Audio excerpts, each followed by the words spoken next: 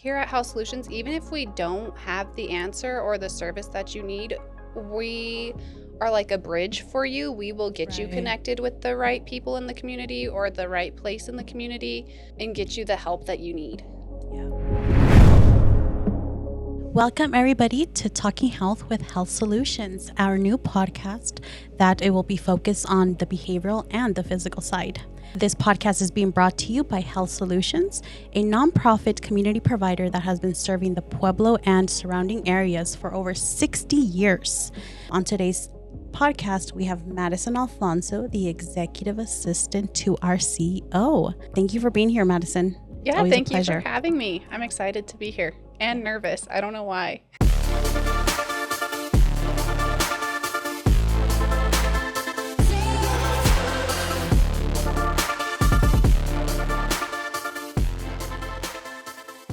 Welcome back. Talking Health with Health Solutions. We're your hosts, Melissa Ayala and Nancy Gonzalez. We're so excited to be here for our second episode of Talking Health with Health Solutions, where we learn all the ins and outs of life inside and outside of Health Solutions. And Madison, we're so excited to have you here. There's so many different perspectives that we can learn from when it comes to not only the clinical side of what we do, but also the business end. And that's kind of the end that you kind of live in. And so just learning that other side of that role. And so tell us, what is it like being the executive assistant to our CEO, and what's a day in a life like for Madison? Yeah, it's honestly a lot of fun. I mean, some people probably cringe at the idea of like admin work. But it's fun. I get to organize and plan. I get to boss our CEO around. I'm just kidding. I don't actually boss him around. He needs you. He absolutely needs you to keep him straight. Yeah.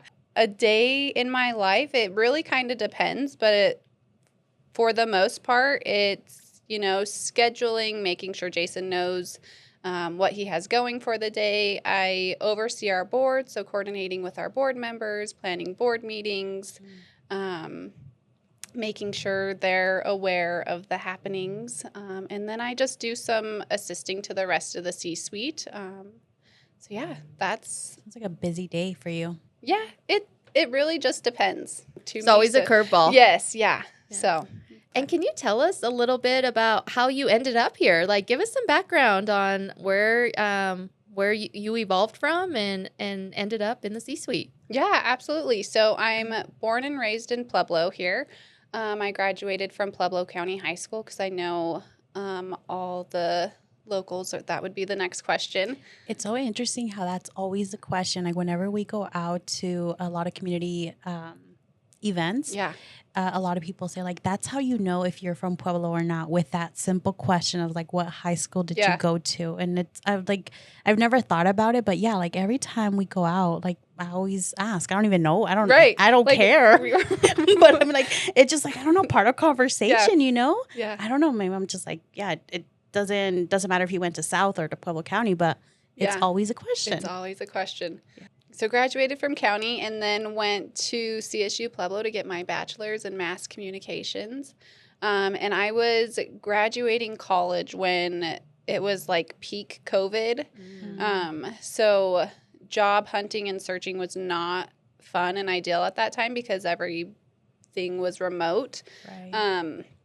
So I think it was like a good 6 months that I was looking for a job. And then I finally saw the position for the executive assistant come up, applied, and was fortunate enough to be granted the position. And I've been here for over 4 years now, and wow. My role has definitely evolved and grown in those 4 years. So a lot of exciting things. Yeah. And you talk about how your role has evolved and gotten you to maybe different places. I think that now you oversee our marketing department as well too. And can you tell us a little bit about that? Because I think that's such an interesting place as well, our marketing department, because nowadays like the whole world revolves around marketing and social media. So probably about a year ago, I was given the opportunity to oversee our marketing and communications department. And at that time, it was like starting from zero. I was the only person in the role. So it was challenging, but I I was excited for the opportunity, and now I've gotten to grow my team and build some instrumental roles here at Health Solutions. And we have some really fun and exciting things that we're working on, like a podcast. Like, who would have thought like a community mental health center would be starting a podcast? It's been so cool that to see the evolution of the marketing department, because we offer so many amazing services here at Health Solutions.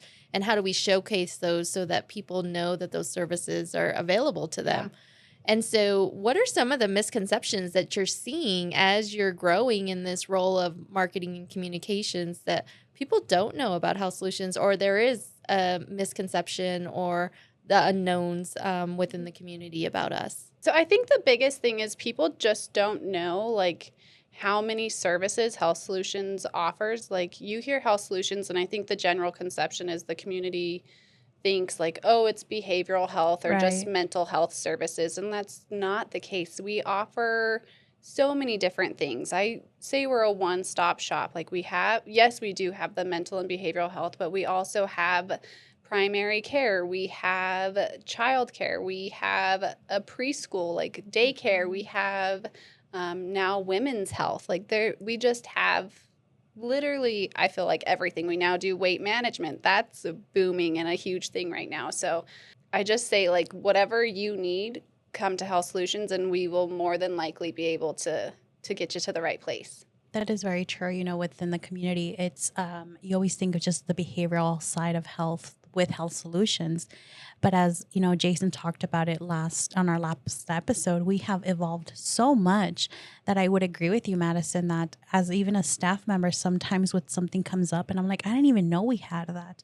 That is so cool that we are able to deliver that to our community and to the Pueblo area.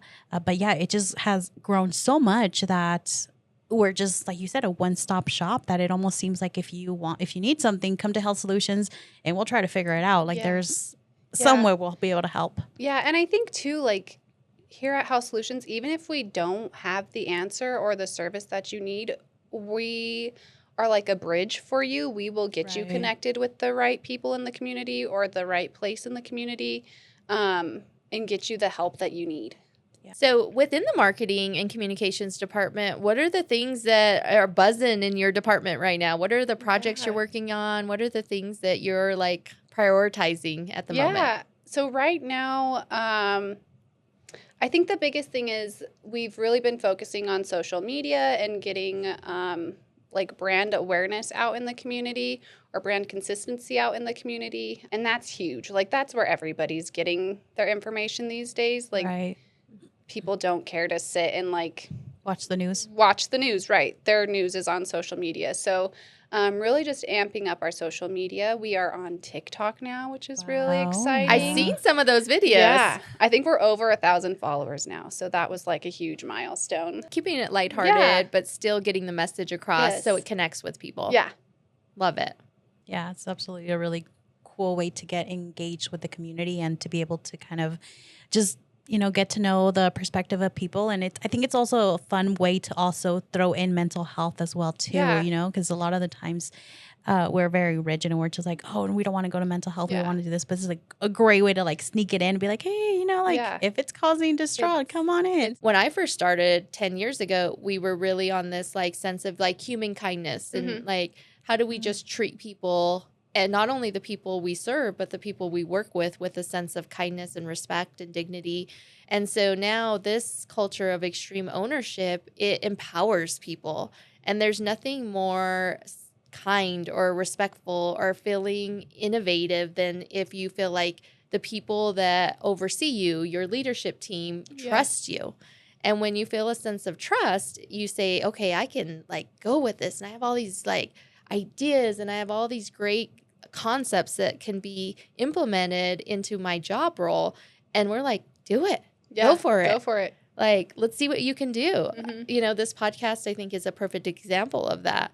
You know, Jason said in our last episode, he's like, I would have never like, you know, thought of a podcast being in a community mental health space. However, here we are. Yeah. Because there was an idea and there was like innovation and like run with it and let's see what the outcome is. Yeah. I think for me personally, one of my favorite principle that I like for me personally is the concept of discipline equals freedom. I think that's something that I truly struggle with. Like, you get in this mindset of, oh, I'll just do it later, or oh, I have time to do it like tomorrow. But if you just are disciplined with yourself and you're like, keep yourself on track and set those goals, it's been instrumental and a huge impact for sure. So, and that's one of the things Echelon Front portrays. Like, these aren't new concepts. These aren't new they're not innovations. like groundbreaking, yeah. like mind-blowing, right? Yeah, they're, like Nancy said, they're things that we do. We just have now been able to label them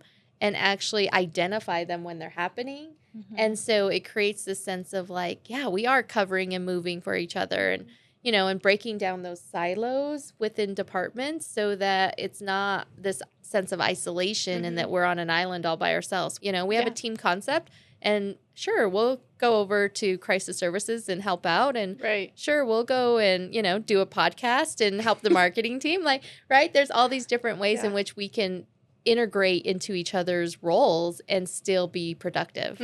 So what we started to do, Melissa and I, is kind of ending the episodes with rapid fire questions. I will say that these questions will either make or break you. So staff will either be like, yeah, that's Madison, like I'm on her, or they're going to might question you. They're going to be like, oh, I don't know about her taste. So the first question is, does pineapple belong on pizza? Yes.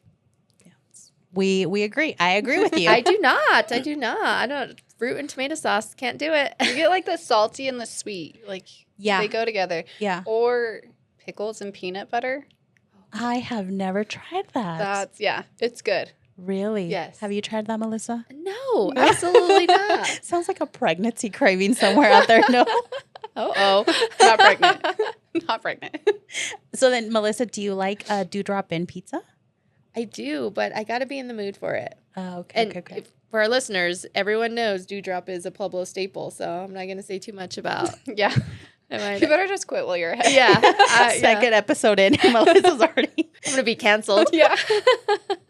And second question, Madison, is hot dog a sandwich? No. No, I agree. What is hot dog then? What is I don't know. Nobody knows. It's not a sandwich, right? Yeah. Well, I mean, like, what is the definition of a sandwich, though? Honestly. Yeah. So would you call a hamburger a sandwich?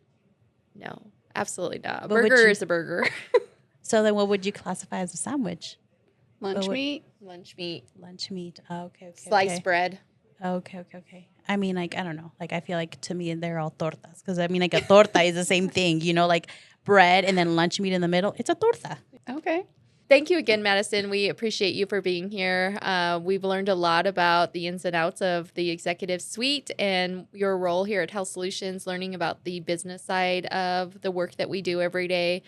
Last question before we let you go today. What is a mental health tip you live by, and what do you want our listeners to know about you or about Health Solutions? Thank you for having me. A mental health tip that I live by is every day's a new opportunity, and what you choose to do with it is left up to you. And for our listeners, I just want them to know that Health Solutions here, and we're here to help you. So please come see us.